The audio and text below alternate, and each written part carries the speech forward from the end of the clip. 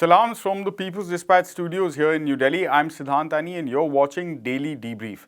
On the show today, we look at the latest from Brazil's presidential election run-up. We're looking at the impact that Hurricane Fiona has had on the island of Puerto Rico.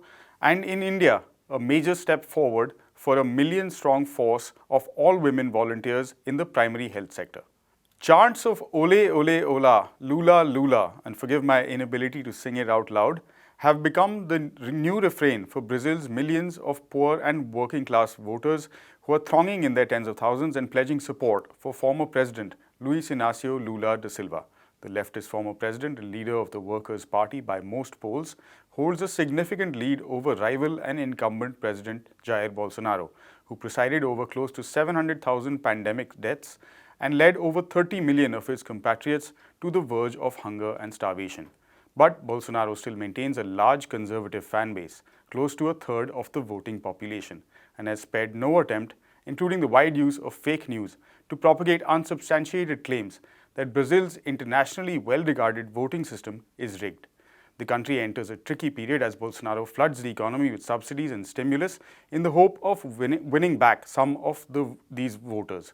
However, a return to the triumphal days of Lula's 2002 victory is what Brazil's massive working class seems to be aiming for. I spoke earlier to Zoe, who's been closely covering developments in Brazil. Zoe, good to see you on Daily Debrief after a few days. You're in Brazil. Firstly, how are you doing there? What's happening on the ground? What are expectations? What are the polls saying? What are the talking points in the media? Well, today on September 20th, it's just 12 days away from these historic elections. And really the sensation of elections is felt everywhere.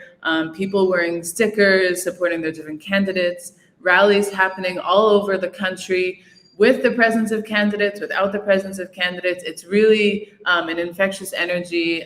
It's hard to ignore, impossible to ignore the elections are happening right now. There's many different polling agencies in Brazil that have been doing different voter intention polls that have a variety of different methodologies that they use. All of these polls across the board are pointing to a victory of Lula da Silva, whether in the first round or in the second round. However, yesterday, one of the polls by IPEC, the Intelligence in Research and Consulting, was published. And in this poll, it indicated that it's possible that Lula da Silva could get at least 40% of the total votes in the first round, but it did show a tendency that this could surpass 50%, which would indicate a victory in the first round. All other polls are showing a similar tendency of increasing percentage of voter intention for Lula and a decrease in percentage for Bolsonaro. If this is true, Lula could clinch his first round victory. Again, these are voter intention polls. There is a small margin of error, but people are saying that according to these latest polls, it shows a certain positive trend. At the risk of sort of reiterating or repeating ourselves, Zoe, how important would that victory be if and when it happens for Brazil's working class, and in terms of it's one of the most unequal nations on the planet? What does Lula sort of signify in that sense? Well, it would be an enormous victory. The Workers' Party of Brazil is a party of the working class. It was formed by trade unionists. Lula himself was a co-founder of this party. Was in government for 12 years with Lula and Dilma Rousseff. During this time, their public policies managed to take Brazil off of the UN hunger map. Millions of people enter the university, being the first in their family to actually attend higher education and have access to higher education. There's growth in many other sectors of the economy. The Brazilian real was extremely stabilized. And in the last really 6 years since Bolsonaro was president, and there was a coup against Dilma Rousseff, which saw Michel Temer take over, there has been a significant decline in both quality of life, in economic growth, and in general socioeconomic standards for the Brazilian people. A huge increase in homelessness, destabilization of the economy, a lot of attacks on workers' rights, on these public policies that were supporting workers. So Lula in his campaign platform and the Workers' Party campaign platform in the federal representative level have promised to bring back these social policies, which were so crucial in pulling so many people out of poverty, getting them to have 3 meals a day, and so many other baseline policies for them to really survive as human beings. So this is kind of the importance of a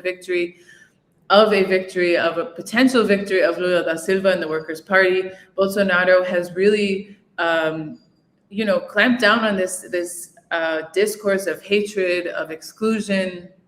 He is now attempting to, for example, claim that he is for women, that he supports women, that, for example, he supports the environment. But you only have to look at the 4 years of his government to see all of the policies he passed to allow, for example, the cutting down of trees in the Amazon, the kind of unfettered opening up of illegal mining and so many other environmentally damaging activities.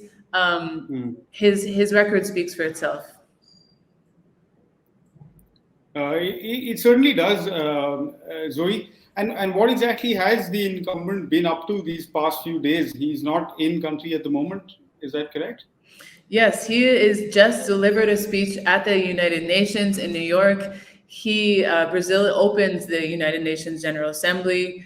An interesting speech, again, repeating some of these key lines, saying that he has done so much for the Brazilian people. He continued to criticize his opponent, Lula da Silva, saying that he was corrupt and that he was condemned in several cases. He doesn't mention him by name, but he infers that he's talking about Lula being corrupt. Of course, Lula was cleared of all the charges that he was charged with. He was in New York, and in previous days he had been in England attending the funeral of the Queen, who recently passed. While he was in London, he was severely criticized for basically having a campaign rally in London, a very polarizing event. Many criticized him for taking advantage of the death to really promote his political platform. His supporters, for example, got into fights with anti-Bolsonaro people. They started criticizing BBC journalists. So really, for a lot of people, there's also projections that happened in New York ahead of his speech in the UN. And the main message was that he's shame for Brazil and that he's a liar. And I think that reflects the sentiment of many people in this moment as he's kind of going across the world, attempting to do to promote his campaign and to really do better. But all he's doing is kind of making a fool of himself in a sense. All right. Thank you for summing that up in no uncertain terms. Zoe, good to see you on Daily Debrief as always. And we look forward to more reports from you from Ground Zero there in Brazil. Thanks very much. Hurricane Fiona, a Category 5 storm, hit the US territory of Puerto Rico on Monday, leaving the entire nation without electricity and many without water and other essentials. The storm hit almost on 5 years exactly after Hurricane Maria, another massive storm, hit the island, causing the most amount of damage in recent history.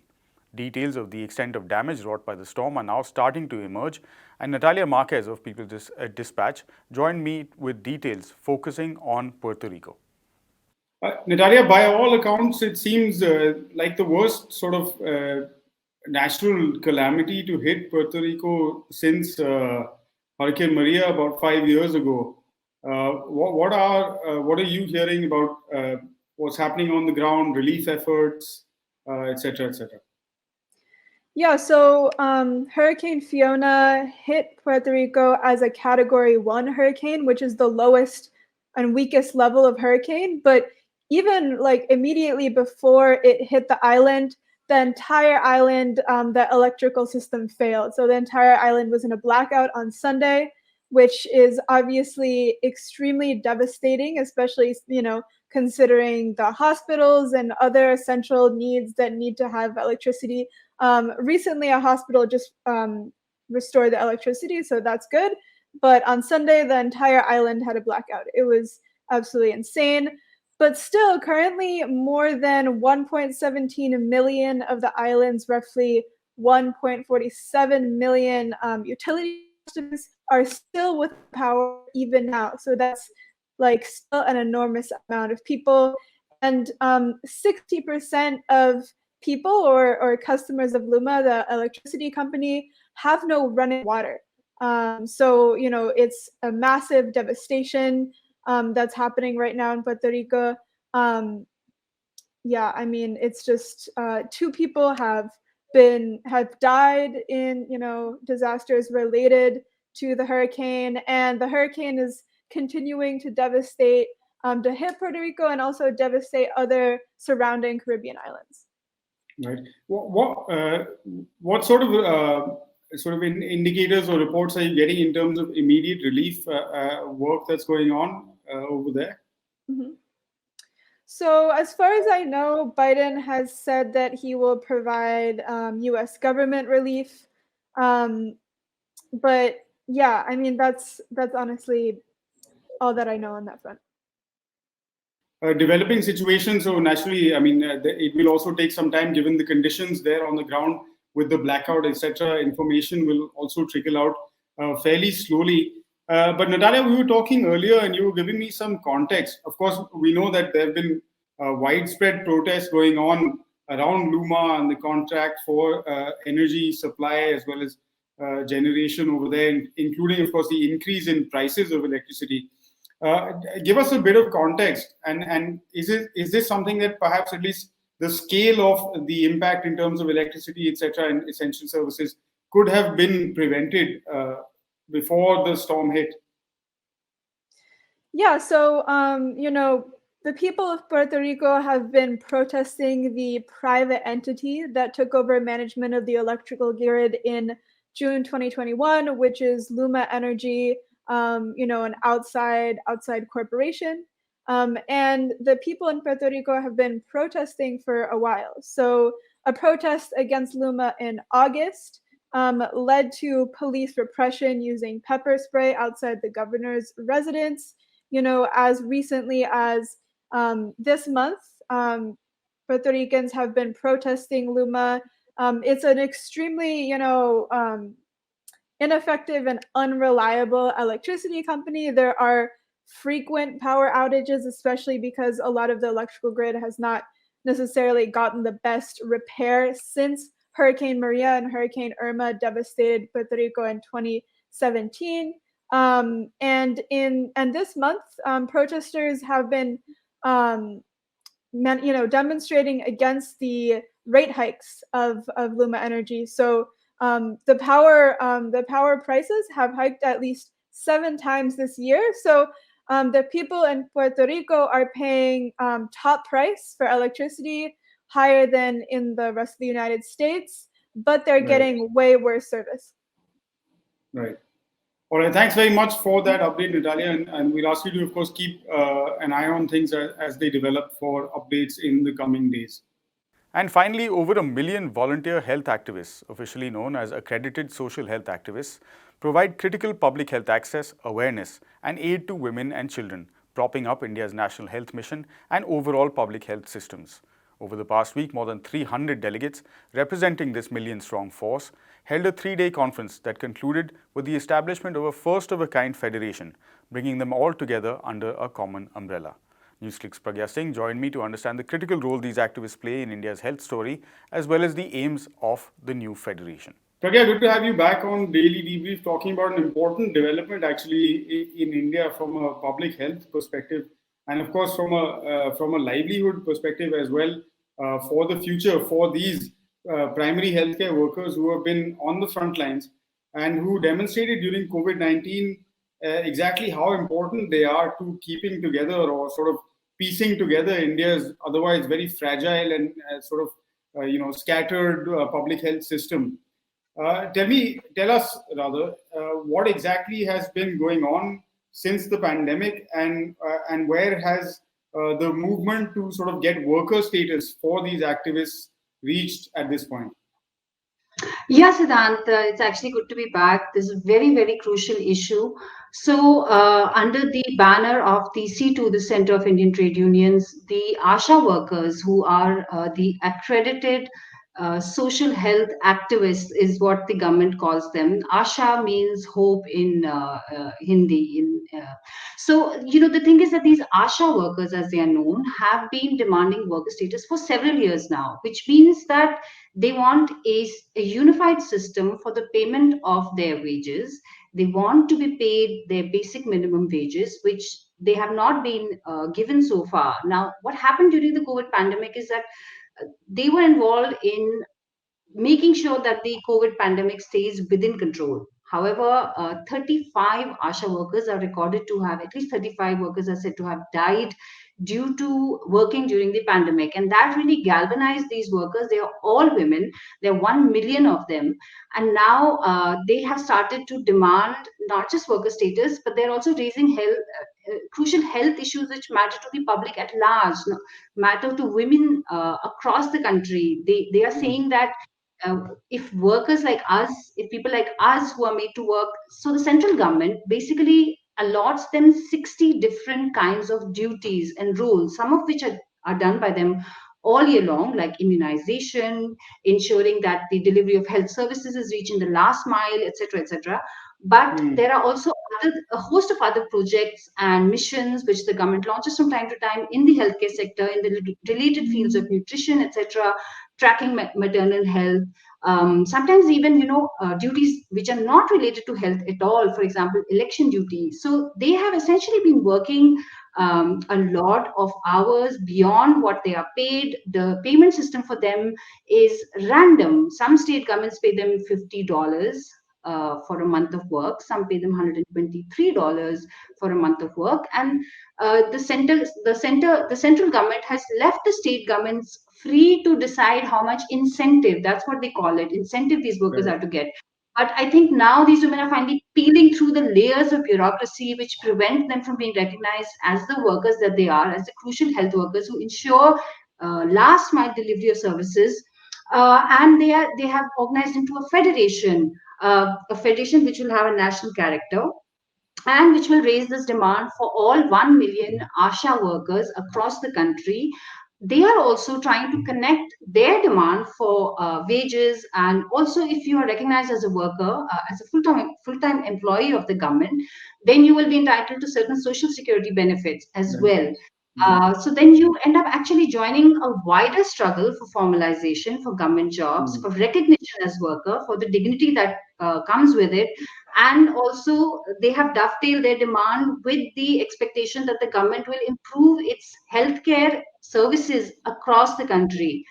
So it's actually a very, very important moment for the 1 million ASHA workers who have started expressing solidarity with other workers, like the ones who work for providing midday meals to children in schools, like the other healthcare sector workers, and so on. So this is a very, very significant development. Yeah. They are truly amazing and inspiring stories, Pragya, and also stories that come with huge amounts of challenges that kind of, encapsulate the kind of issues that pop up at every level in India. But now that this step has been taken, and now that, of course, for some time now, these workers have expanded from providing these services in rural areas to now also urban India, which is about 50% of where about 50% of India's population now resides. What first steps or initial steps is this federation going to take this battle, this agitation forward? Right, they actually have an 18-point charter of demands. But the movement, there will also be a parallel movement. Next year during the budget session, they plan to hold an important rally. From December onwards, they plan to hold a 2-month-long movement to mobilize the women and other workers to sort of join hands. They also express solidarity with the movement of workers, which is going on in conjunction with the farmers' agitation that started in India about 2.5 years ago. So it's actually becoming something like a cross-platform network of workers who are actually completely tired and exhausted by the government's denial of basic essential rights to them. One of the most important things that these women are actually trying to do is to link the national health movement, which is actually a policy of the government which began in the rural areas, which was later extended to the urban areas, they want to make it a more permanent kind of an arrangement, meaning that the budgets for it should be properly defined. The budget should be raised every year the budget. Now, what happened during COVID in India is that the budget for healthcare, the budget for nutrition, the budget for various other social schemes was actually slashed. Although the overall figures were presented in a manner to make it look as if they are being paid more, they're being given more allocations, but actually the budget was significantly lower, though different estimates vary between 5 to 10% of the total budget for social services was slashed after the pandemic, which was when people actually needed it the most. One of the biggest necessities right now is to ensure that the ASHA workers are paid properly. There is a incentive system, like I said, but there is no wage, there is no minimum wage, there is no social security, there is no pension, there is no healthcare. These women have to essentially fend for themselves. Now, the central government had offered them two things. One was a 1,000 rupees a sort of bonus, and there was a I have the number here actually. It was a $63,000 insurance policy. Now, this is insurance. So while the government makes it look like they're giving a lot, but it's really nothing. There are about 6 or 7 people who actually were able to claim this insurance, even out of the 35 women who died. And there was a $12 incentive from the center to these women. Right. And as you know, this is really far inadequate. A lot of research has shown, a lot of news reports have recently revealed that the midday meal workers are single women. The situation is not very different for ASHA workers, and their attempt to actually build solidarity, build a network of workers, farmers, peasants, and workers in other sectors. We're all going to see how it goes, but it's a very important moment in movements and for women's rights and for workers' rights in India. All right. Yes, for sure, Pragya. Thanks very much for that update. And of course, more power to the ASHA workers. Hopefully, they get that status. And of course, their allied workers from different sectors as well who are continuing their respective struggles. And with that, I think we're also wrapping up this episode. So thanks for joining us once again, Pragya. We'll see you soon. Thanks, Siddhant.